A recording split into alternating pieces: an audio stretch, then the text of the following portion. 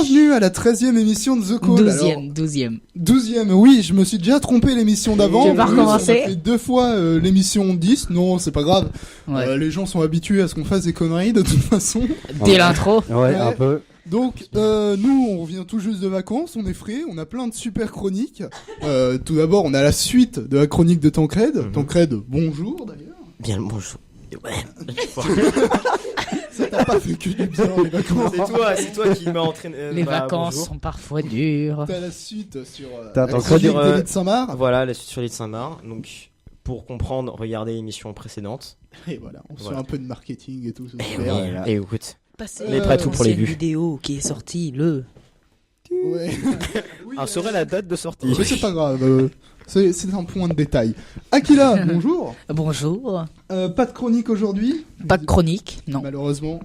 On verra peut-être si on fait un truc à la fin, voir tous les deux si on peut pas faire un petit truc. Oui, j'ai des Si idées. on a du temps. Bah, à la limite, je pourrais peut-être vous accompagner si je veux vous faites un truc sur les jeux vidéo. Parce que Ouais. j'ai eu 2-3 infos sur la sortie d'Halo. Ouais, on Enfin, en du a eu nouveau un. Halo. On en a entendu Ah, je suis parler. pas très halo. Bonjour Hugo. Moi, d'ailleurs. j'adore Halo. Bah, salut Hugo. Ça va. Bah, très bien. Passez de bonnes vacances. Et toi? Bah, nickel. Bah écoute, oui aussi. J'ai été faire de la radio encore. Moi, je n'arrête jamais. Sérieux? Super la radio. Ouais, Bah, bon, sympa. ça va. Julie, bonjour. Bonjour. Ça fait un bail qu'on t'a pas vu, c'est cool de te voir. Mais oui, j'espère que je vous ai manqué un petit peu quand même. Évidemment. En plus, tu reviens avec une chronique. Ouais, avec Charlotte, on va faire une chronique sur le bac. Donc j'espère que ça va vous plaire. Sur le bac. Ça Voilà. va pas plaire à tout le monde dans cette Super, on avait le bac blanc là avant les Je vous vacances. rassure, ça va pas être sur le Bon, ça bac me des dérange questions pas. de cours, mais à proprement parler, mais des questions sur le bac en général. Voilà. Ah, Et du coup, Charlotte, bonjour. Bonjour. Toi qui fais cette chronique en coopération. En coopération, c'est ça, un projet extrêmement sérieux. Et Attention. c'est ça. mais avant ça, on va d'abord avoir la suite de notre super chronique histoire. Et tu t'es introduit aussi ou... Non, mais moi, les gens me connaissent. Je suis toujours là. Tout le monde connaît Au bout d'un le moment, ils en magnifique ont déjà Hugo, marre. Hugo le magnifique. Tout le monde connaît Bah, Hugo. quand même, bonjour Hugo. Ah, c'est très L'autre. gentil. Ah, Ah, c'est pas très gentil. Bonjour Tancred, comment vas-tu? Hugo et l'autre. Voilà. Lancer ta Alors. chronique Ah là juste là. après le jingle. Bon, du coup, l'Algérie, c'est ça? C'est ça. Donc, rappelez-vous, donc fin de l'acte 1, l'Indochine, début de l'acte 2, l'Algérie. Donc, après les événements de la Toussaint Rouge de 1954, Élie de Saint-Marc est muté en Algérie, où là, il a un dépaysement moindre qu'en Indochine, car pour remettre un peu les choses dans leur contexte, l'Algérie, à cette époque-là, avait une situation plutôt particulière, différente de l'Indochine, justement. C'était, un territoire français avec 3 départements.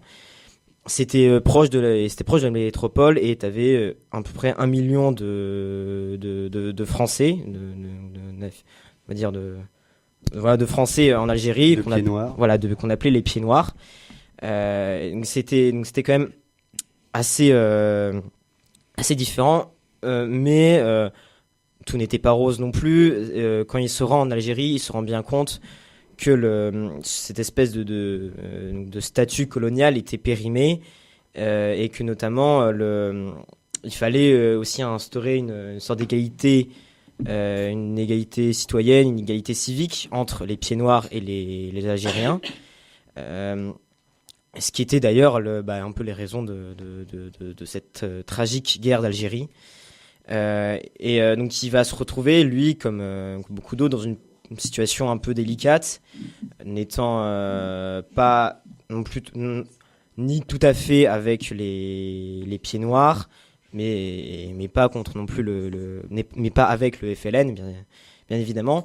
Et ce d'autant plus leur mission va être compliquée quand la vie du pouvoir politique en place va lui aussi changer, car c'est pendant la guerre d'Algérie, je rappelle, on est passé de la 4e à la 5e République, ce qui va avoir son rôle dans l'histoire. Donc en fin 54, Élie de Saint-Marc intègre le premier REP, régiment étranger de parachutistes, qui fait suite au premier BEP, bataillon étranger de parachutistes, qui avait été décimé au moins 2 fois de suite en Indochine, toujours avec la Légion, mais malheureusement c'est souvent ce genre d'histoire qui se produit. Donc il va tout d'abord participer à l'expédition du canal de Suez. Pour la faire courte, c'était le président Nasser qui avait Nationaliser le canal. qui avait nationalisé le canal de Suez et qui en plus soutenait le FLN, le Front de Libération Nationale, qui était pour l'indépendance de l'Algérie. Et donc du coup les Français et les Britanniques ont mis au point un peu entre eux une expédition qui, même si elle va réussir sur le plan militaire, va complètement échouer sur le plan politique, puisque je crois que c'est les États-Unis et la Russie. En fait, c'est la Russie. La Russie va simplement menacer d'intervenir, étant donné qu'on était dans une période de détente et il y avait la politique de coexistence pacifique avec, je crois que c'était Khrouchtchev. Voilà. Et donc du coup, il va simplement décider d'agir et de menacer la France et le Royaume-Uni, qui vont se retrouver sans soutien de la part des États-Unis, ce qui fait que ça a provoqué une inaction. Et disons que, vu la puissance de l'URSS à cette époque-là, même si elle était légèrement plus faible que la période qui va venir après, voilà, quoi. Voilà, Les mecs, ils n'ont pas osé bouger. Et du coup, voilà. Et donc voilà. Et donc là, on peut comprendre du point de vue des soldats, du point de vue d'Élie de Saint-Marc, un début de dégoût envers ceux qui les dirigent, puisque voilà, militairement, l'opération avait tout pour réussir, mais malgré tout cela, ils reviennent en vaincus. Sans compter qu'il y a aussi l'Indochine avant, c'est une autre tragédie qui est aussi due au désintérêt de la métropole. Donc on peut y voir une sorte des prémices pour la suite de l'histoire. Voilà. Donc ensuite, après cela s'enchaîne la bataille d'Alger, donc comme avec ce qu'on appelait à l'époque les événements d'Alger, où une suite d'attentats quasi quotidiennes a lieu chaque jour. Imaginez-vous, c'est Charlie Hebdo ou l'Hypercacher chaque jour. Ce qui va mener à prendre des décisions assez difficiles. Pour Élie de Saint-Marc, il est chargé des relations avec la presse, il est sous les ordres de Massu, à qui on a demandé de rétablir l'ordre par tous les moyens possibles. Évidemment, ce n'était pas un ordre écrit, comme vous pouvez vous en douter. Alors, il va essayer de prendre ce rôle de relation avec la presse du mieux qu'il peut. Il dit, même si je ne leur ai pas dit toute la vérité, je pense leur avoir dit que des vérités. C'est assez noble de sa part. Alors lors des interviews donc plus tard, quand il sera à la fin de sa vie, il précisera qu'il sera contre toute forme de torture. Car voilà, c'est ça, cette fameuse polémique sur la guerre d'Algérie. Mais Élie de Saint-Marc, il n'est pas trop dans les débats ou dans les polémiques. C'est pas ce qui l'attire. Mais quand même, sur cette question-là, déjà, on peut reprocher d'avoir confié un travail de police à l'armée, alors que c'est deux corps différents. Deuxièmement, on a tous cette célèbre phrase en tête: il ne faut pas utiliser les moyens que la morale réprouve. Malheureusement, cette phrase a peut-être été dite dans un monde idéaliste où le mal ne surgirait pas comme d'où on voudrait et comme on voudrait. Et on se retrouve face à un terrible dilemme. Faut-il ne rien faire et laisser des innocents mourir, ou se salir les mains pour éviter que des innocents meurent? Faut-il utiliser le mal pour éviter le pire? Face à ce dilemme-là, aucune réponse. Même Élie de Saint-Marc, quand on l'interrogera, alors on le voit, il est très vieux, n'apporte aucune réponse. D'ailleurs, je pense que c'est parmi ces dilemmes-là où malheureusement la réponse est un peu floue. Mais malgré tout cela, la moindre satisfaction qu'on peut en tirer, c'est que les attentats ont cessé et le calme est revenu à Alger au prix qu'on en sait. Ensuite, on va arriver le 13 mai 1958, les insurrections d'Alger, où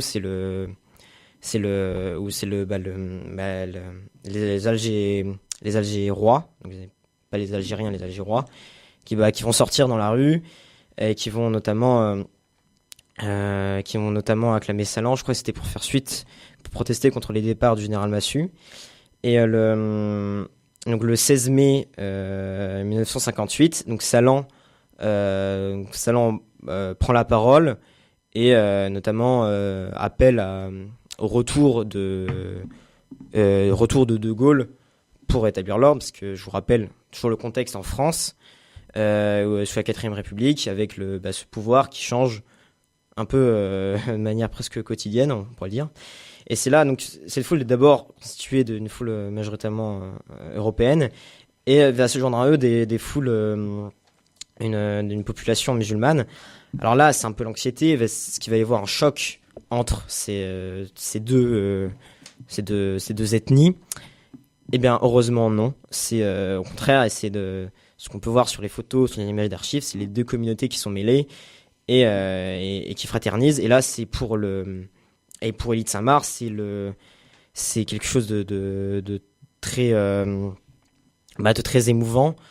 Et je crois qu'il dira même dans un de ses écrits, je découvris qu'on pouvait pleurer de bonheur. Et ce qui nous amène le 4 juin 1958. Il y en a un qui suit, c'est bien. Wow. 4 juin 1958, c'est du coup De Gaulle qui arrive en Algérie et il dit cette fameuse phrase « Je vous ai compris ». Si vous ne savez pas d'où ça venait, ça vient de là. Je vous ai compris. Voilà. Je le savais. On pourra mettre, je sais pas, des images d'archives. Bref. Si on trouve. Et donc, c'est notamment, il dit, à partir de maintenant, en Algérie, il n'y a qu'un seul type de population, il n'y a que des citoyens à part entière. Et donc là, c'est l'enthousiasme total, parce que en soi, on est proche de cette égalité politique qui était aussi une part des revendications du FLN. Et donc là, Élie Saint-Marc, comme le reste, comme le reste de l'armée, ils sont enthousiastes parce qu'ils croient que ça va enfin, que la tragédie indochinoise ne va pas se répéter. C'est justement ces vétérans, c'est aussi un peu leur plus grande peur. Et donc à partir de là, Élie Saint-Marc ne va plus être dans le chargé de relations avec la presse et va être vraiment officier actif des opérations, notamment le général Schall, qui est nommé, alors c'est un aviateur, ce qui est un peu insolite, qui va mener un plan qui est appelé le plan Constantine, qu'on va ensuite appeler le plan Schall, qui consiste à ratiser la région et à détruire les dernières poches de l'ALN, l'armée de libération nationale. Donc c'est l'organisme armé du FLN, ce qui, encore une fois, une réussite du point de vue militaire. Le terrorisme ou l'ALN disparaît presque complètement. Et il va aussi, du coup là, la première fois qu'il va connaître Schall, qui va notamment, il va l'apprécier pour sa simplicité, son honnêteté, son manque d'ambition, ce qui va jouer un rôle pour la suite.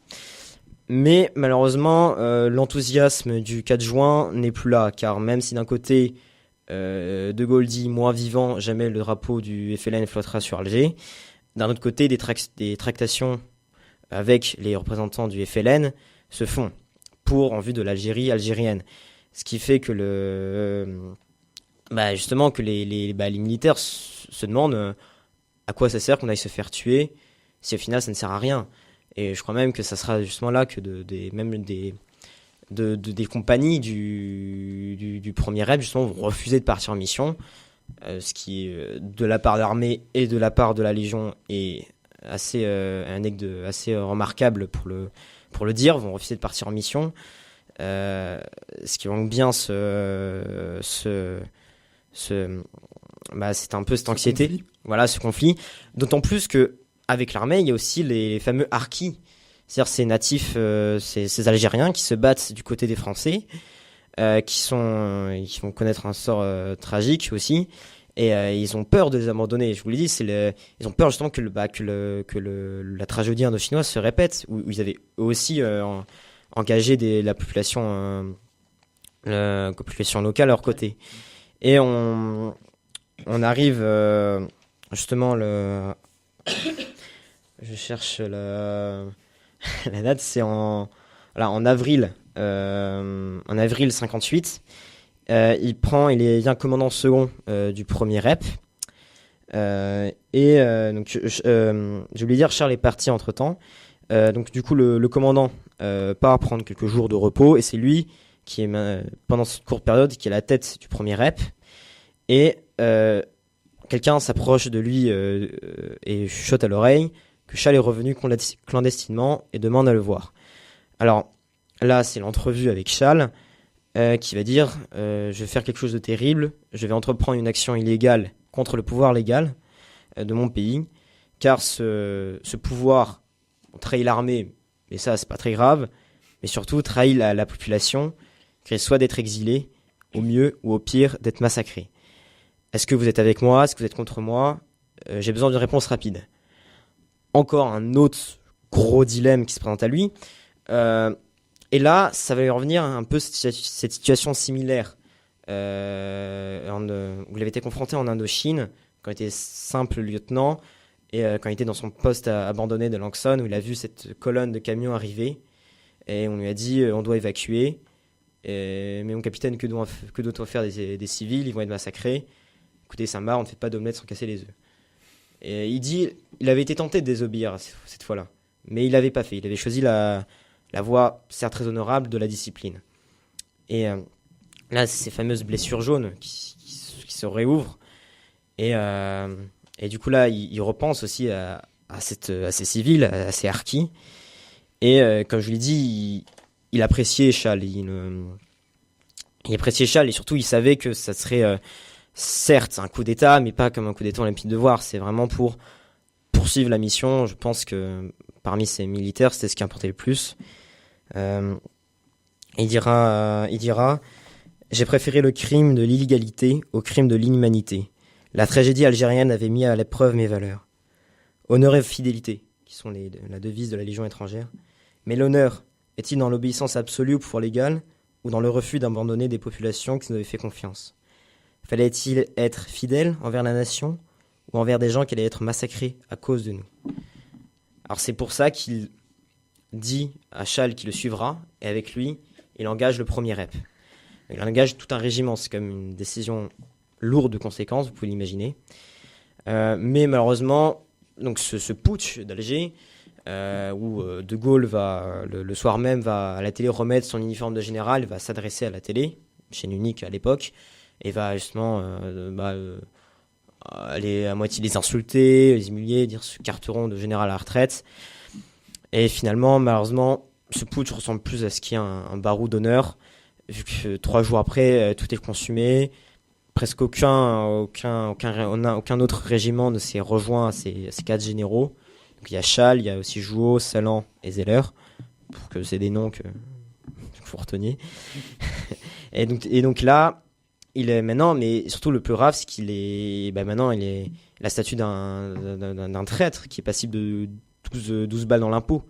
Alors là, il se retrouve encore un autre choix, soit s'évader, continuer son action clandestinement, comme le feront certains, via l'OAS, l'organisation de l'armée secrète, qui n'ont pas toujours fait dans la dentelle, on peut le reconnaître, ou alors se tirer une balle dans la peau, ou répondre de son acte devant le tribunal, pour essayer aussi de couvrir tous ses subordonnés qu'il avait suivis. La réaction, donc il choisit cette troisième voie-là avec Chal. Les 4 autres généraux basculent dans la clandestinité. Alors Chal essaye de le dissuader parce que vous êtes encore jeune. Vous êtes encore jeune, vous avez encore la vie devant vous, mais néanmoins il décide de répondre de ses actes. La réaction de ces hommes est très digne. Vu qu'ils ne disent pas d'insultes, ils ne disent pas de reproches, ou alors, s'il y a eu des reproches, il ne les a pas entendus. Quelque temps après, il est ramené en France. Le premier rep est dissous, ce qui fait quand même un choc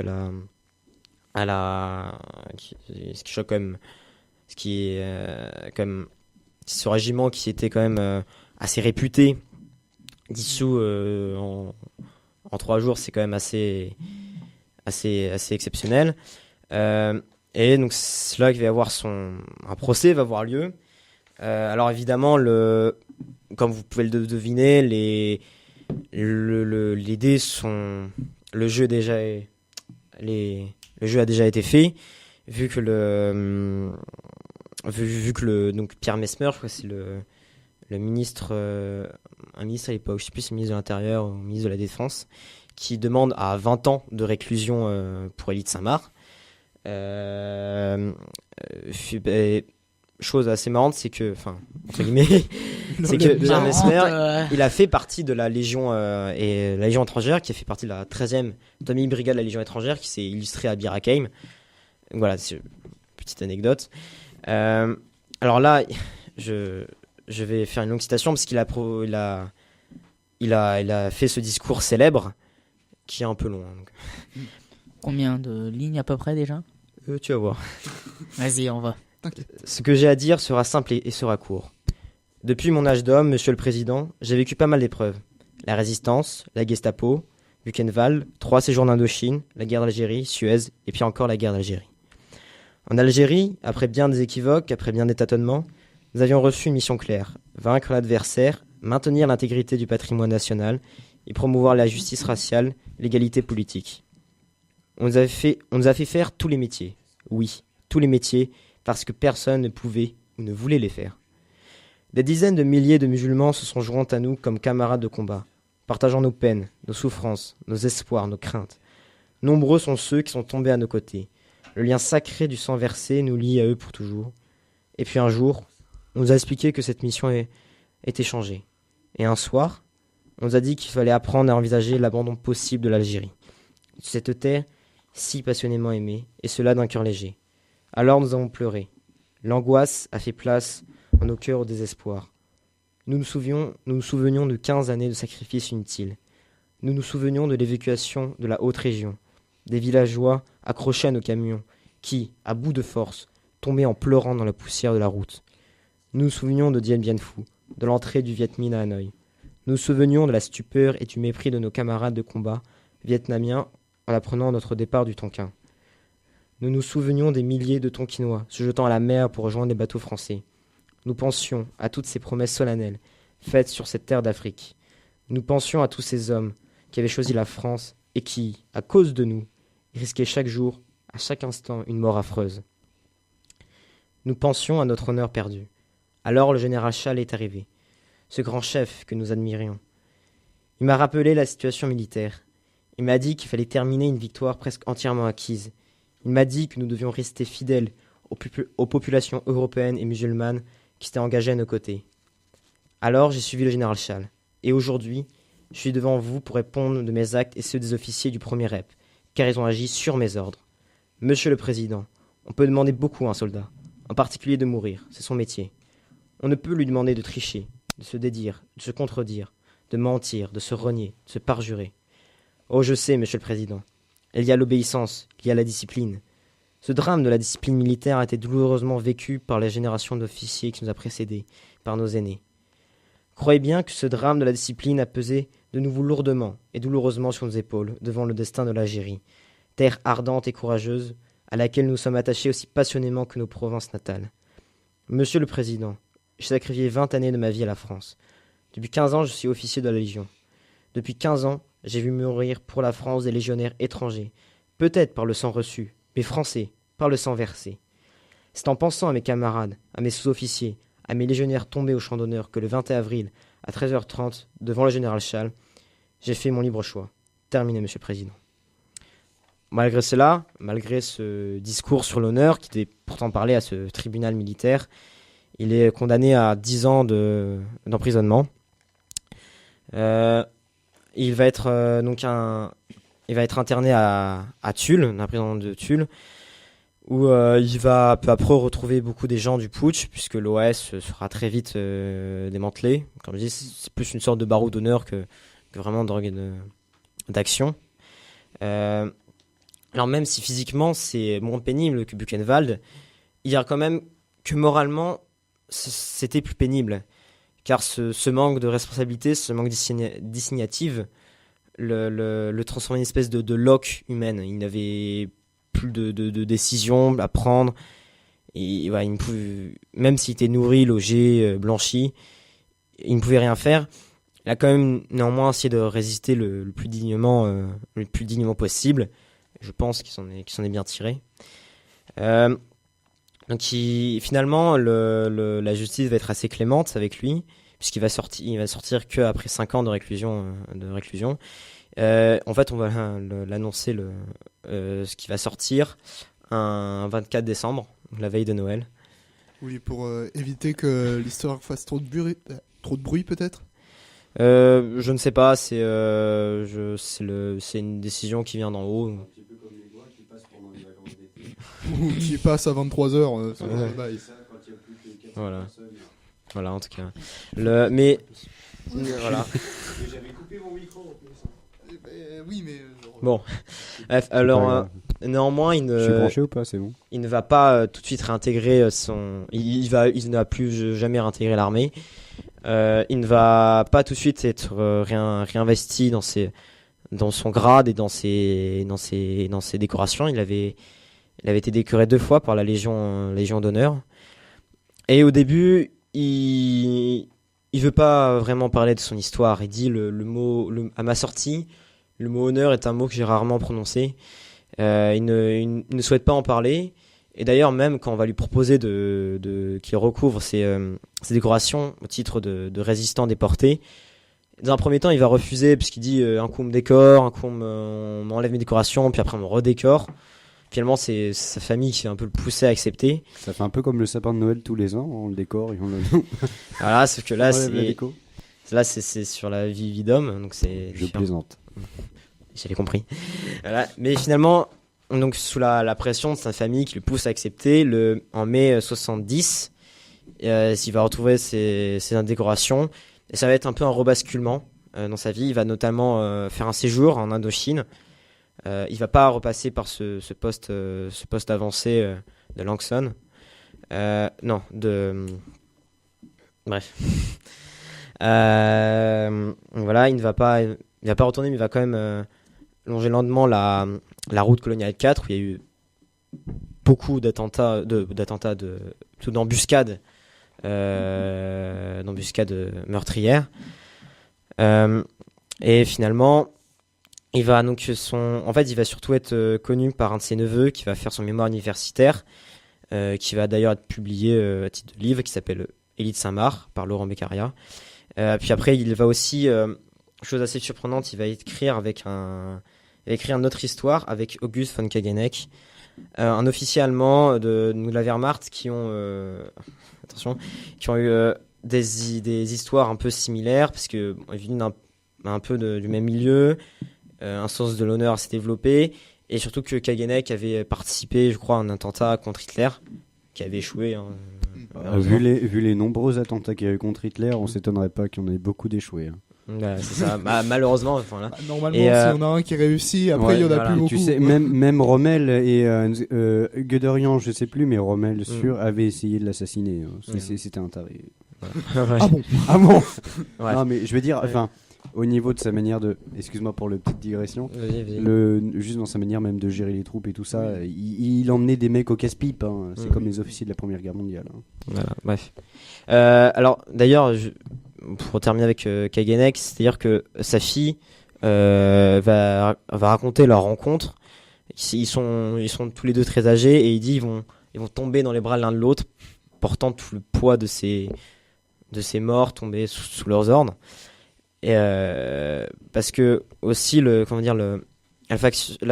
façon, je trouve qu'Élie de Saint-Marc avait de percevoir le commandement était assez proche de celle de Lyautey, car il disait pour bien commander ses hommes, il faut avant tout les aimer.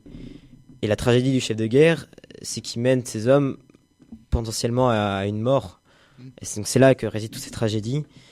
Du coup, tragédie qui prend fin le 26 août 2013, où Élie de Saint-Marc décède. Alors, donc ce qui nous reste d'Élie de Saint-Marc, il a écrit de nombreux livres.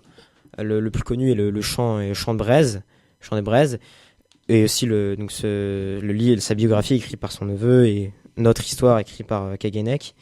En fait, c'est ça, c'est ce que je voulais vous dire, c'est qu'en soi, bon, même si ce personnage fait partie de mon panthéon de héros personnels, mais bon, je sais pas vous convaincre. Alors, attends, dis-moi pourquoi, c'est une question comme ça que je te pose, pourquoi est-ce que tu penses qu'il n'est pas devenu aussi célèbre? Parce que par exemple, moi j'en avais jamais entendu parler. Est-ce que quelqu'un en avait entendu parler sur cette table?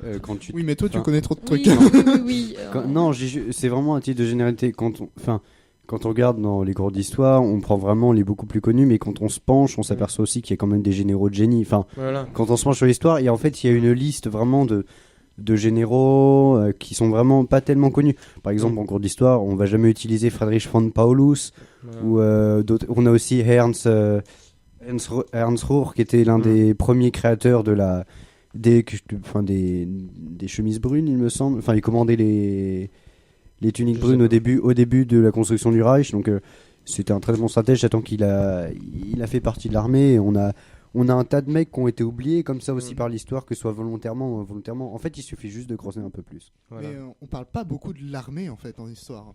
On parle non. beaucoup des Et guerres. d'ailleurs, justement, en fait, un il est- système, il est- mais on il est parle pas surtout- de l'armée. Ouais, faut différencier la grande de la petite histoire aussi, parce que Voilà. lui, il fait peut-être plus partie de la petite histoire je pense, oui. intéressée. Dans les cours D'autant d'histoire, on plus parle que qu'il- des personnes Oui, qui ont mais fait que, quelque enfin, chose si de tu particulier. si qui tu ont veux, changé. on parle quand même pas d'officiers, d'officiers comme, je sais pas moi, von Manstein, qui est quand même celui qui a proposé le plan d'assaut des Ardennes et qui a commandé l'un des assauts allemands dans les Ardennes et qui a permis quand même la prise de la France. Si ça, c'est pas quand même un gros tournant de la Seconde Guerre mondiale, faut me demander, quoi. Enfin, bref. Mais c'est peut-être parce que justement on est en France et on a peut-être ce Bah, manque oui, mais, de oui, mais culture à non, ce oui, niveau-là, mais peut-être. justement, c'est un des trous. Enfin, Bon. ce que je trouve dommage en France, c'est qu'on dans les programmes d'histoire, on passe quand même des trucs à notre sauce et quand ça nous arrange. Hein.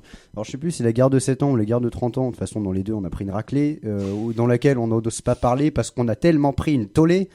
La que- guerre de 30 ans, c'est celle du Saint-Empire romain germanique qui doit Euh, devenir protestant ou catholique, c'est ça? Non, ça, c'est les guerres de religion. Oui. Ça. Mais c'est pas la guerre de 30 ans, ça. Non, je crois- non, c'était Enfin, c'était un conflit beaucoup plus compliqué que ça. C'était pas religieux, c'était politique. Donc, Ouais, bref, fini, parenthèse t'entraînes. grosse parenthèse terminée. Donc voilà, même si je vous demande pas de l'admirer ou de l'apprécier comme moi, c'est juste son témoignage, car il s'adresse beaucoup à la jeunesse en fait dans ses écrits. Je crois que j'ai une citation, c'est je voudrais leur expliquer comment les valeurs de l'engagement ont été la clé de voûte de mon existence, comment je me suis brûlé à elles et comment elles m'ont porté. Il serait criminel de dérouler devant eux un tapis rouge et leur faire croire qu'il est facile d'agir. La noblesse du destin humain, c'est aussi l'inquiétude, l'interrogation, les choix douloureux qui ne font ni vainqueur ni vaincu. Parce que, bon, sauf Aquila ici présent, on a tous eu le cours sur les mémoires de guerre, sur les témoins. Je connais un minimum. Voilà, les quand témoins, même, on peut hein. pas, pas 100% la vérité, pas 100% le... Surtout qu'on habite quand même en Normandie, donc le débarquement, on en mange tous les ans.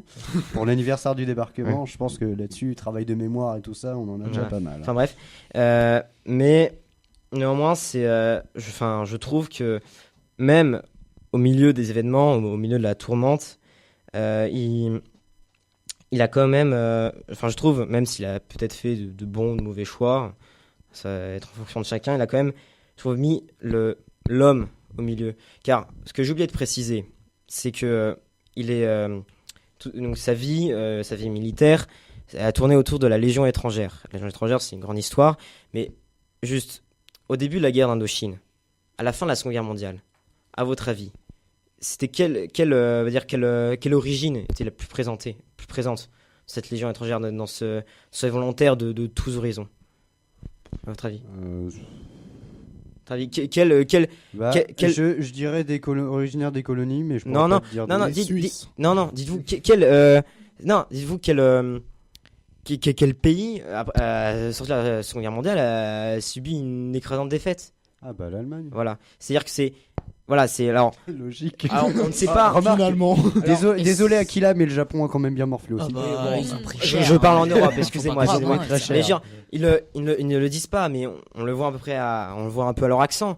Et ils viennent de la Wehrmacht. Ça se trouve, il y a même quelques rescapés de la Waffen-SS. On n'en sait rien. Et d'ailleurs, un principe de la Légion étrangère, c'est qu'on ne parle pas de son passé. Entrer à la Légion étrangère, c'est quasiment repartir à zéro. Avoir une seconde chance, à condition évidemment de filer droit. Même, c'est-à-dire que maintenant, même un Français qui veut s'engager doit changer de nom et de nationalité. C'est quand même assez fort. Et d'ailleurs, Elie Samer dit bien, à la Légion, parler du passé de quelqu'un, c'est un sujet quasiment tabou. Et je pense que c'est là que leur vient leur célèbre un peu leur célèbre. C'est pour ça qu'on dit qu'ils sont un peu les jusqu'au boutistes, hein, batailles comme Cameron ou même ce bataillon, là, le premier BEP qui a été décimé quasiment 2 fois en Indochine, c'est que voilà, tout le monde n'a pas une chance de repartir à zéro, même si on a fait quelques conneries. Alors, rassurez-vous, même si on a alors on peut entrer à la Légion étrangère si on a un petit casier judiciaire, mais rassurez-vous, ils ne prennent ni les violeurs ni les meurtriers. Voilà. Donc ce que je veux dire, c'est que, mais pour revenir à l'île de Saint-Marc, donc il s'engage dans cette Légion étrangère où il y a une majorité d'Allemands. Il sort de Buchenwald, où des Allemands, où il dit « j'ai vu le mal ». Tellement c'était à quel point tout le monde connaît l'horreur des camps de concentration. Mais mine de rien, lui, peut-être là, face à ses anciens ennemis, à ses anciens bourreaux, symboliquement, ça va pas le gêner. C'est-à-dire que pour lui, déjà la Légion, il n'y a que des légionnaires, et en plus là, il n'y a que des hommes. D'autant plus qu'il dira les Allemands ont été les premières victimes du nazisme. Donc là, c'est ça que je trouve ce qu'il y a de fort chez Elie de Saint-Marc. D'autant plus que ce choix qu'il a fait lors du putsch d'Alger, ce choix, ou même lorsqu'il avait choisi d'obéir, quand on lui demandait d'évacuer et d'abandonner les civils qui ont été, il a su plus tard tuer par les Viet Minh. Mais et cependant, il dit dans ses écrits, un ami m'a dit un jour, tu as fait de mauvais choix puisque tu as échoué. Je connais des réussites qui font vomir. J'ai échoué, mais l'homme au fond de moi a été vivifié. Donc voilà, c'est vraiment ça que je veux qu'on retienne de Elie de Saint-Marc plus que sa vie, même si on retenait là quand même. Ça reste une grande. Voilà, une N'empêche, j'ai juste ajouté un truc rigolo. C'est quand même galère de changer de nationalité, donc en gros, il suffit d'aller à la Légion étrangère et hop. De quoi ? Bah, t'as dit qu'on pouvait changer de nationalité et tout ça. Ah, c'est pas qu'on peut, c'est qu'on doit. Ah, donc en gros, tu peux devenir congolais, japonais, brésilien. Alors, je crois qu'ils prennent un pays francophone comme le Canada. Ah. Alors, on sent la déception chez vous, mais. D'ailleurs, si vous venez du Brésil et que vous avez un accent du Sud, ça va pas le faire. Hein. Oh, ça peut passer. Je sais pas, bref. Voilà, mais tout ça pour dire que c'est vraiment par hasard. Alors, juste parmi ces écrits, donc il y a des livres que je ne vais pas lire ici, puisqu'ils font presque 1 millier de pages, je crois. Mais il y a une lettre, un peu longue, certes, qui s'appelle « Que dire à un jeune de 20 ans ?» Bon, même si on n'a pas 20 ans, je pense que on peut commencer à la Ça arrivera très très vite pour toi. Voilà, donc je vais... En fait, on a tous quasiment le même âge, je crois. Je crois. Bon, je vais la lire. Et après, si vous avez des questions, on posera. Si vous n'en avez pas, ce sera la fin de la chronique. Donc, que dire à un jeune de 20 ans ? Quand on a connu tout et le contraire de tout. Quand on a beaucoup vécu et qu'on est au soir de sa vie, on est tenté de ne rien lui dire. Sachant qu'à chaque génération suffit sa peine. Sachant aussi que la recherche, le doute, les remises en cause font partie de la noblesse de l'existence. Pourtant, je ne veux pas me dérober, et à ce jeune interlocuteur, je répondrai ceci, en me souvenant de ce qu'écrivait un auteur contemporain. Il ne faut pas s'installer dans sa vérité et vouloir l'asséner comme une certitude, mais savoir l'offrir en tremblant, comme un mystère. À mon jeune interlocuteur, je dirais donc que nous vivons une période difficile, où les bases de ce qu'on appelait la morale, qu'on appelle aujourd'hui l'éthique, sont remises constamment en cause, en particulier dans le domaine du don de la vie, de la manipulation de la vie, de l'interruption de la vie. Dans ces domaines, de terribles questions nous attendent dans les décennies à venir. Oui, nous vivons une période difficile, où l'individualisme systématique, le profit à n'importe quel prix, le matérialisme, l'emporte sur les forces de l'esprit. Oui, nous vivons une période difficile, où il est toujours question de droit et jamais de devoir, et où la responsabilité qui est l'once de tout destin tend à être occultée. Mais je dirais à mon jeune interlocuteur que malgré tout cela, il faut croire à la grandeur de l'aventure humaine. Il faut savoir, jusqu'au dernier jour, jusqu'à la dernière heure, rouler son propre rocher. La vie est un combat, le métier d'homme est un rude métier, ceux qui vivent sont ceux qui se battent. Il faut savoir que rien n'est sûr, que rien n'est facile, que rien n'est donné, que rien n'est gratuit. Tout se conquiert, tout se mérite. Si rien n'est sacrifié, rien n'est obtenu. Je dirais à mon jeune interlocuteur que pour ma très modeste part, je crois que la vie est un don de Dieu et qu'il faut savoir découvrir, au-delà de ce qui apparaît comme l'absurdité du monde, une signification à notre existence. Je lui dirais qu'il faut savoir trouver, à travers les difficultés et les épreuves, cette générosité, cette noblesse, cette miraculeuse et mystérieuse beauté éparse à travers le monde, qu'il faut savoir découvrir ces étoiles, qui nous guident, nous sont plongés au plus profond de la nuit et les tremblements sacrés des choses invisibles. Je dirais que tout homme est une exception, qu'il a sa propre dignité et qu'il faut savoir respecter cette dignité. Je lui dirai qu'envers et contre tout, il faut croire à son pays et en son avenir. Enfin, je lui dirai que de toutes les vertus, la plus importante, parce qu'elle est la motrice de toutes les autres, et qu'elle est nécessaire à l'exercice des autres, de toutes les vertus, la plus importante me paraît être le courage, les courages, et surtout celui dont on ne parle pas, et qui consiste à être fidèle à ses rêves de jeunesse. Et pratiquer ce courage, ces courages, c'est peut-être cela, l'honneur de vivre. Terminé. Bravo. C'est plutôt Lille Saint-Marc qu'il faudra applaudir, c'est lui qui a écrit, c'est pas moi. Eh bien, Voilà. C'était Donc, cool. si vous avez des questions ou même des remarques. c'était vachement chouette. Non, J'ai c'était bien lu en Ouais. plus. Ouais. C'est une belle conclusion en plus. C'est Moi, je sympa. dirais rien. C'était bien. C'est Bon. une de tes meilleures chroniques pour être tout à fait. T'en as C'était- fait deux. non, mais vraiment, c'était vraiment bien. Ouais, La première partie était cool. et- Merci. Non, t'en as fait 3 en tout sur toute le. Enfin, sur de cette saison. T'as fait ou- combien de personnages déjà? J'ai fait Deux, non, ça m'a- Wingate, j'ai fait Mm. Jean de Tassini. Celui qui On a s'en fait le rappelle. scoutisme. Ah oui. Quoi Non, c'était Robert l'année Baden-Powell. dernière, Non, je- c'est Baden-Powell. le Robert scoutisme. Baden-Powell, Lyoté et maintenant Yves Saint-Marc. Et Encore 3, je voilà. crois, cette année. Ah, 3 ou ça 4. ça fait pas beaucoup. Ouais, sur mais 12 émissions. Quand ça tu fait- regardes, c'est ça bien. s'étale quand même sur beaucoup. De Voilà. Tassini. Enfin, Voilà. le... enfin, Ça avait duré combien de temps déjà? 3 chroniques. 3 chroniques. Mais C'est long, la vache. j'étais pas très bien Putain. préparé, faut dire. Je me rappelle encore. Voilà. Après, pour terminer, si vous voulez genre, vous renseigner, il y a un espèce de documentaire interview que je vous conseille. Ça s'appelle Le choix des hommes, Servir, parce que Le choix des hommes, c'est une série, et Servir, c'est consacré à Elie Saint-Marc. Où là, c'est vraiment Elie Saint-Marc, où il était encore vivant, qui témoigne. Et bon, voilà, ce sont ses propres mots. Je pense que c'est intéressant. Voilà, qui dure une Ça peut- petite heure, donc si vous voulez. et Voilà. pour revenir par rapport à ce que tu disais tout à l'heure, qu'il y avait des soldats allemands qui s'étaient engagés dans la Légion étrangère, qui venaient de la Wehrmacht et tout ça. Mais faut pas oublier qu'il y en avait qui n'étaient pas responsables du tout. Parce Ah que, oui, en fait, Hitler avait introduit le service militaire. Et une fois que la guerre a éclaté, ils ont tous été mobilisés. Oui, je dis bien. Ouais, il y avait déjà eu des mouvements de contestation, pardon. Et d'ailleurs, je vous conseille un super bouquin qui s'appelle Comme un Allemand en France. Et c'est un recueil de lettres en fait d'Allemands qu'ils avaient écrit pendant la Seconde Guerre mondiale quand ils occupaient la France. Et en fait, on a vraiment tous les regards. Donc, on passe par le SS sadique qui a été vraiment endoctriné depuis le berceau et qui est super sadique, à l'Allemand qui sait tout simplement pas ce qu'il fout là. Voilà. Ici en France. Je- Je ne comprends je- pas, je- j'ai quitté mon patelin. Non, mais où suis-je en fait, il trouve aucun intérêt à cette guerre. C'est-à-dire qu'il a été emporté là-dedans, bon gré, mal gré.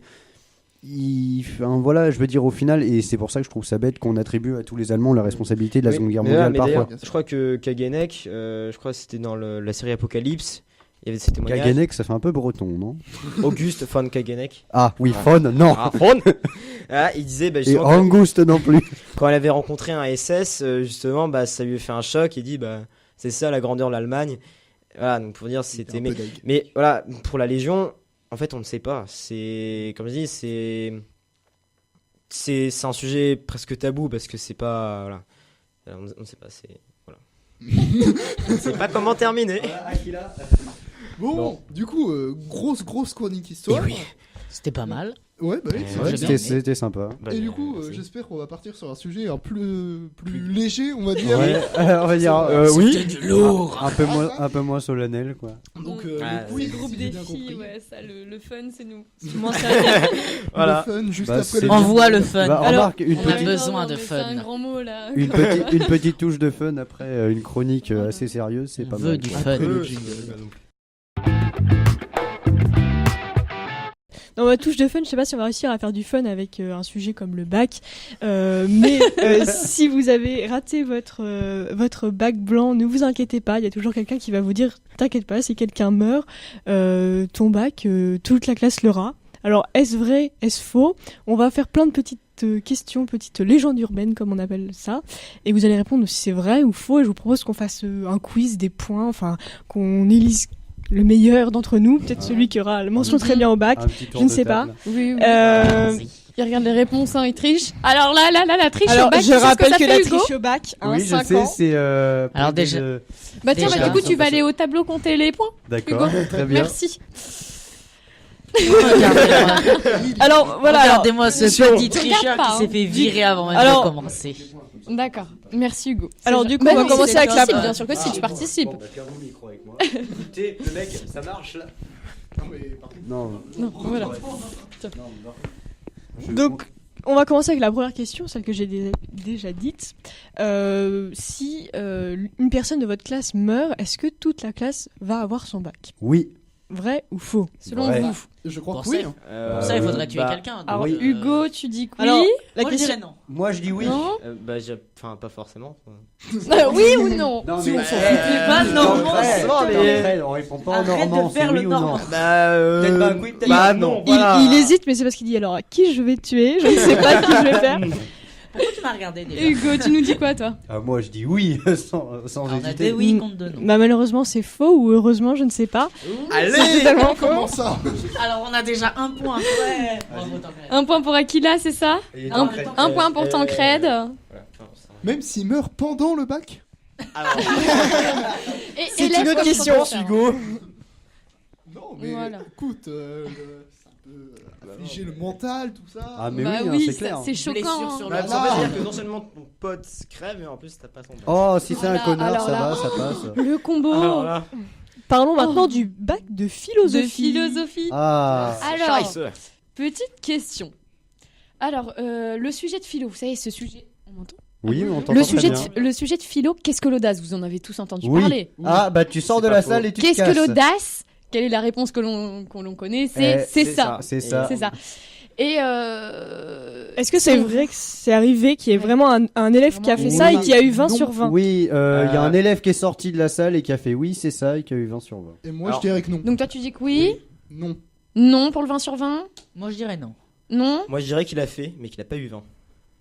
Ah donc non. Eh bien, le sujet n'est jamais tombé en fait. Ah merde. Voilà. Il y a eu des variantes par contre sur la réponse, sur la petite. Comment tu appelles ça, Julie? Les légendes urbaines. Apparemment, la personne aurait pu répondre le courage, soit le culot, soit la paresse, soit le silence. Mais dans tous les cas, paresse. la paresse, en tout cas, Mais, de c'était toute façon, ça. On est d'accord que si le sujet tombe vraiment, on fait tous Personne. comme les moutons. Mais exactement. Du coup, Tu ça, vas c'est te vraiment faire tout le doxa, menace. critique de la doxa Ouais, et c'est un ça. élargissement en troisième partie qui va être pourri. Mais Bah. ce serait le meilleur pour les profs pour corriger la philo. Ils auront pas grand chose à faire. Ah ouais, j'avoue. C'est l'audace, ils auront plein de copies blanches et vont faire bravo, vous avez tous même dit. temps, Du coup, ça vient de si Ah non, non, et s'il y a un Ça couillon fait qui plaisir l'a à tout le fait. monde. Non, mais s'il y a un couillon qui a quand même répondu au truc sur une copie, bah là c'est pas de l'audace, donc toute la classe est zéro. Et moi je dis, si Faut tous vraiment les que tout le monde le lycéens fasse. rendent copie blanche, moi je dis, il y a moyen que ça passe. Mais attends, Révolution. honnêtement, Eh. honnêtement, toi t'es d'accord avec toi-même en le disant. Je sais. C'est exactement comme on dit, viens on sèche tous, t'auras toujours un bouffon dans la classe. Qui va y aller? Et ce bouffon C'est va toujours donner le même, zéro à d'ailleurs. tout le monde. Oui, c'est toujours le même, c'est bizarre. Je dis rien, mais moi je me pointais toujours le jour du blocus pour essayer de rentrer au lycée. Exactement, moi, je je ne le suis pointais pas du rentré. doigt. Je ne le Eh, pointais bah, pas moi du aussi. doigt. eh, les gars, je vous rappelle que vous étiez à la radio le mardi soir. hein. Moi, je me rappelle. Justement. Huer cet homme. Moi, j'étais bloqué, mais ma amie, on m'a proposé de passer. Du coup, bah, j'étais un Oh. peu obligée de Ah, moi, elle venir. m'a- moi, elle Tu m'a- vas pas dire non, tu moi, elle sais m'a devant enlevé elle. parce que je suis rentres, passé en escalade dedans. Ouais, pareil. J'aurais pu me blesser. Bah, pauvre petit Tancred, on aurait perdu. En fait, ce soir. Une barrière de 2 mètres, c'est vrai que c'est impressionnant. Alors, certains disent aussi que le bac de philo, les profs lancent des feuilles dans les escaliers pour avoir votre note. Alors, à défaut d'avoir un escalier de 20 étages, est-ce que il y a une part de hasard dans cette note de philo? Est-ce que ça peut varier énormément en fonction des différents professeurs? Oui. Alors déjà, Bah j'aimerais oui, dire parce un qu'en truc. fait, oui, parce que si tu veux, dans une copie de philo, parfois t'as tendance à caser tes opinions beaucoup plus facilement quand tu veux exprimer quelque chose et le prof n'aura pas forcément une même opinion que toi. Mm. C'est Donc pour du ça que coup, moi aussi, je si suis tu veux, déjà, genre, oui. je sais pas, tu prends un prof genre qui aime pas, il va te mettre tiens, je vais te mettre un 0. Il y en a d'autres qui fait oh, j'adore cet élève, 20. D'où Voilà. l'unité des copies anonymes. Mais je Uh-huh. comprends. Voilà. Moi, je vais être très clair, j'aime pas du tout la philosophie, pas parce que l'idée de tout ce qui va être développé sur les personnes qui ont Tu n'en fais fait pas. la philo. Non, mais c'est pas parce que j'en fais pas, je sais déjà sur quoi ça porte. C'est juste que la philosophie, c'est c'est ta manière de penser. Et si elle est contre quelqu'un, évidemment, tu vas te non. retrouver. Non, pas forcément. Non, parce tu que le but de la discutes, philosophie, c'est la dissertation. c'est Aquila. être tout le monde à la fois. Tu dois En savoir fait, avoir le regard de tout le monde en même temps. Aquila, C'est en Attends. théorie. hein. moi je pense que ça théorie. rentrerait plus dans ce que tu dis. C'est que la philo, personnellement, ça rentre pas du tout dans ma conception du monde, mais juste par culture Moi, générale. j'ai aucune La philosophie. la vie c'est de la merde. Pas de philosophie de vie, non. Non, mais c'est pas ça que je veux dire. C'est juste qu'il y a pas mal de courants philosophiques qui rentrent pas forcément dans ce que je pense. Oui, Mais je les a- oui, mais en fait, forcément. je les apprends juste par culture générale et pour comprendre le biais de certaines personnes. C'est Mhm. pas- Mais non, ce que je veux Mais dire, je c'est que, par l'intégrerai exemple, peut-être jamais à ma vision mais- du monde. Bah, c'est ce que je veux normal. dire, c'est que par exemple, on va nous dire, imaginons, Descartes, imaginons, il avait sa propre philosophie. Dans sa philosophie qu'il a développée, ça, c'est notre manière dans laquelle il a voulu la faire comprendre. Après, ça veut pas dire qu'il a exactement voulu nous la faire comprendre ainsi. Ça peut être un peu différent, ça peut être complètement ça. C'est toujours Ça fait différent. un petit peu penser à la polémique de l'étude de texte en français. L'auteur a voulu dire ceci. Mais est-ce que tu sais qu'il a voulu dire ça? Bah oui, tu ne l'as jamais entendu par toi-même qu'il Voilà. l'a dit. C'est Oui, cette, je sais, mais des fois t'as des trucs un peu tirés par les cheveux. Mais c'est vrai que genre quand t'analyses chaque phrase, chaque mot, Bon, continuons parce Tiens, que. hein, tiens, Continuons, tour de table. on voit la Alors, question. tour de table. Oui, d'ailleurs, Oui. vous en pensez quoi? Bah, moi, Le j'ai philo, dit c'est que du hasard? Oui, c'était. Enfin, en gros, que Ah ça oui, c'est pouvait vrai. influencer la. Bon, bon, alors, Oui. donc c'est plutôt vrai puisqu'on peut avoir des différences de près de 7 points entre les différents correcteurs et donc votre note de philo est un petit peu du En hasard, fait- mais Ah. c'est mieux d'apprendre et de faire une bonne copie. Si vous avez une bonne Voilà, copie, voilà. bon, Vous vous rappelez hein. vous vous rapprochez plus du 7 plus que du 7. Voilà. C'est ça. C'est ça. Donc, énorme. qui dit Alors. oui, du coup, tout le monde? Bah oui, tout le monde a dit oui, vu qu'on a rendu. Voilà. Ah oui, Hugo, tu notes les résultats. Et justement, Tancred, tu m'inspires pour la prochaine question sur la philosophie. Quoi donc? Alors, c'est sur les joints. La drogue. Tu roulais ton stylo dans ton papier, donc ça m'a fait penser à ça. D'après vous, fumer un joint avant l'épreuve de philosophie, est-ce que ça marche? Non. Non. Je n'ai jamais essayé. Bah, disons que t'as quand même besoin de te concentrer un minimum et quand tu fumes un joint, ça détruit juste. Bon, peut-être se relâcher, c'est une possibilité. Donc, On a- toi, ça serait oui pour se relâcher? On a l'impression que c'est Je une. sais pas, c'est Aquila, une idée au hasard. Demande je à sais une pas. tierce personne qui est déjà venue en cours complètement pété après avoir fumé un bon roulé, et je peux t'assurer qu'en contrôle, il n'arrivait pas à se concentrer. Bah déjà, est-ce que vous avez réussi à vous concentrer en fumant un joint? Déjà, qui a J'ai- fumé un joint ici? On a Personne. l'impression que c'est une question à SSR. Faut-il fumer un joint? Oui ou non? Attention, piège. Non. Bon alors, bon, je sais pas, on va peut-être pas compter. On va peut-être pas compter ce point-là parce que Ah, tout si. le monde va répondre Ah, de la si, même j'ai pas manière. beaucoup de points. Non, mais quand même. Ouais, ça va rien changer. Donc bien tout sûr, le monde vous a en le même doutez, point. c'est faux, hein, ça aide pas Oui. du tout. Mais les experts, attention, les experts, Non mais attends, quels experts? C'est Doctissimo, non? C'est ça? des experts Sans conseillent déconner. qu'il faut arrêter la drogue un mois avant. Donc faites attention à vous, hein, vous C'est pensez pas- arrêter la ouais. drogue un mois avant. Avant le bac, on se dit bon, faudrait Oui, peut-être on y réviser, pensera. mais surtout, on arrête les On joints. arrête la On drogue. arrête avant les joints. Et d'ailleurs, il y a enfin, faire gaffe quand vous prenez l'avion, mais un bédo ou des traces de drogue, ça peut être détectable 4 mois après la consommation. Ouais. 4 mois. Non, mais déjà, quand tu C'est-à-dire qu'en conduis, gros, le mec qui fume jamais, qui a pas de bol, qui se prend un roulé 4 mois avant de prendre l'avion à l'aéroport, bah il se fait choper et hop. Donc Ouais. arrêtez la drogue Mais, 4 mois avant Ça de tient prendre l'avion. énormément dans les cheveux, par Ah, exemple. mais oui. oui, Ouais. dans les cheveux, tu peux les reconnaître jusqu'à 3-4 mois après, mais Ouais. si tu prends juste dans la salive, tu peux reconnaître un Ça- joint ça- 10 jours après dans la conduite. Donc les C'est tests, n'importe fait par les quoi. policiers, Dans c'est- l'estomac, ça dure à peu salive. près un Comment mois. ça? J'ai Et pas le droit de fumer les mon joint experts, tous les là, 4 ils mois. ont fait comment pour mener leur étude? Les experts? Bah, ils ont fumé un max de joints. Pour savoir si c'était un Ils joint, ont je testé. sais pas du tout. Non, non, ouais. ils ont testé. tu il y a sais, des Ils ont été horaires, un jour avant. Mais non, ils ont testé Répond ça sur beaucoup des trop singes comme sérieusement d'hab. à des questions Tous les simples. ans, ils passent le bac et puis ils arrêtent un jour avant le truc. Et à un moment, c'était un mois, ils se sont dit, bah, on a bien réussi. Voilà. Parce que le sujet, c'était qu'est-ce que l'audace, donc ils ont mis c'est ça. Et alors là, Voilà, tout est lié. Et là, ça y est, il a une bonne note. continuons. On en est où? Là. On s'en fout. Voilà. C'était très bon si j'ai dit. J'ai pas trop compris. Voilà. Alors oui, alors s'ils perdent une de vos copies, est-ce que vous allez avoir 20 sur 20? Alors, attends, répète la question. Non, Si le lycée... Si jamais. Voilà. Non. Perds ta copie. non. Je pense pas. Moi, je dirais Moi, oui. je pense qu'ils font des Je dirais bâtards et vrai. qu'ils te refont passer les épreuves. Voilà, en te Uh-huh. disant bonne chance. Non, tu penses quoi? Je dirais vrai. Ce Moi, serait- je dirais si ils Parce que sont dans obligés ces de te cas-là, mettre dans 20. ces cas-là, tu fais en sorte que tous les profs perdent toutes les copies et ça fait 20 de moyenne générale à l'état national, quoi. Bah, sachez que si vous passez un concours genre Sciences Po, s'ils perdent votre copie, vous êtes admis à l'oral. Ah, c'est bien. Oh ça. putain Oh putain Ça me donne Yes. une idée. Ah là là. Hans, on va aller voler les C'est copies. l'adresse de la prof, s'il vous plaît. Oh, rien, c'est Du juste coup, un oui ou essai. non Alors vous avez répondu là pour les points, non? C'est Moi, bon. j'avais Ouais. répondu vrai. Bah c'est faux. Hein. Faut Bah, repasser Je repasse l'épreuve. J'ai dit qui a dit oui, qui a dit non. Oh, mais Et c'est- d'ailleurs, J'avais oui, il y a Ah. 2 ans, il y a eu. Bon bah ça fait 3. Il y a eu toute une académie où ils avaient, enfin pas toute une académie, mais énormément de personnes, genre 30 000 personnes, vous avez perdu leur copie de maths en ES.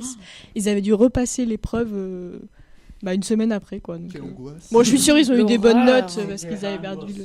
Mais, ah, Comment mais- c'est possible de perdre autant de copies Bah, je sais pas. Quand t'as Mais- raison, tu le vois quand même. Bah, je sais pas, une maison qui brûle et puis là. Mais moi, ils ont perdu ma copie de philo là pour le bac blanc, 9 pages. Pareil, j'aurais dit, mais comment vous avez perdu 9 pages Non mais C'est après, vraiment ça ouais. il abusé. suffit qu'ils aient réuni toutes les copies à un endroit. Allez hop, on perd toutes les copies. Bon, remarque, ça me rappelle quand même un gars à Pasteur où en gros, bah, le chat de la prof avait pissé sur les copies et lui a rajouté 3 points.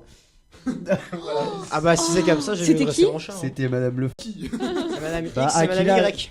Non, mais même moi, j'y étais, Non, je voyais pas mais, trop qui c'est. Alors, question basique, le 0 est-il éliminatoire? Oui. Bah de toute façon, si t'es en dessous de la moyenne, t'es. Oui, mais tu Non, peux mais avoir non, un 0 en zéro, sport, tu vois, et avoir des bonnes notes partout. Si Et t'as un 0 en maths par exemple, t'es T'es- terminé, ouais. t'as pas ton bac. Quoi? Genre Bah, en même S, temps, si tu t'as veux- un 0 en physique, SVT ou maths, t'as pas ton bac. C'est Sérieux. sûr. En même Ouais, temps, si tu calcules, c'est pas Quasiment possible. certain. Bah, que Hein On verra. Bah maths. Et c'est- alors, déjà, le 0 est-il éliminatoire? Je pense c'est- pas. Oui. Bah moi je pense. Parce que genre en maths, si tu- Non, mais C'était en- il élimine pas dans le sens où avec les coefs t'as pas la moyenne, Voilà. mais dans le sens où c'est bon, t'as un 0, T'as un peu importe zéro, tes autres bam. notes, c'est fini. Tu dégages.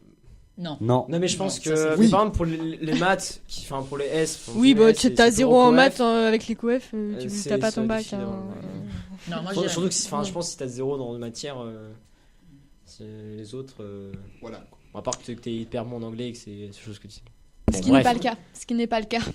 Voilà. Non, moi, je Ah, dirais- c'est pas. C'est pas éliminatoire du coup. Non, moi, je Du dirais- coup, je dirais ah ne pas non, le 0 éliminatoire. n'est pas éliminatoire. Ah, donc on avait raison tous les Très trois. bien, super. Voilà, bon, Nice. bah désolé Hugo, hein, t'as perdu en Dommage. Alors j'ai une autre C'est petite certain. question pour vous. Quand on a la mention très bien, on reçoit une prime. Oui. Vrai Ouais, ou oui, faux? vrai. C'est Très pas- bien. Regardez. Ouais, Ça dépend pas c'est des bien. banques. On reçoit une Tous Ça dépend pas des banques ou. Oui. Eh bien Ouais, oui, c'est- Merde. vous avez tous raison. Alors oui, du coup, Donc, il y a une quiz, On bourse a au tous un mérite. point. Ouais, il y a une bourse au mérite pour les étudiants boursiers.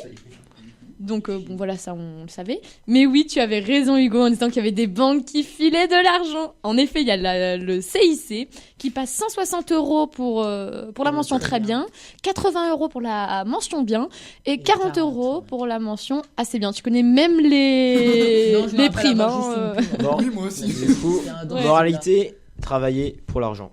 Exactement, comme ça. Alors moi, tu si vous n'avez seras pas de rémunéré. motivation, c'est ce qu'on a C'est vu. ça. Hein. Ok, j'aimerais bien passer le bac, s'il vous plaît, je suis en mort. Si tu passes ton bac pour 160, franchement. Ouais, Ouais. c'est- Ça motive. Ça me dérange pas. Alors, Par exemple, si tu as 10,1 de moyenne, c'est qu'on t'a donné le bac. 10,20 de moyenne. 10,1. 1. Enfin, tout juste. Quoi. Ah ouais, donc juste au-dessus de la moyenne quoi. Ouais, 10,1, on aura des pâquerettes. Mais de toute façon, ils arrondissent pas. Non, j'en sais rien. Bah, Ah mais oui, mais de manière générale, pas. Oula. Oui, oui, oui, ta Oula. moyenne. bah, du coup, je pense que. Non. On te donne pas le bac selon toi? Non. Enfin. Ok. Ah, est-ce qu'on te le donne ou Ouais. Est-ce que ça veut dire qu'on te l'a donné? Ça veut dire qu'en gros, t'avais 9,99 et qu'ils ont fait ah bah il avait un bon dossier toute l'année et puis on a... Bam. Moi, je 10,1. dirais oui. Ah, je dirais qu'ils ont. Ah. Est-ce qu'ils ont un bidouillé un peu le truc? Ouais, ils ont Vous voyez bidouillé ton Ah. truc quoi. Ouais. Oui.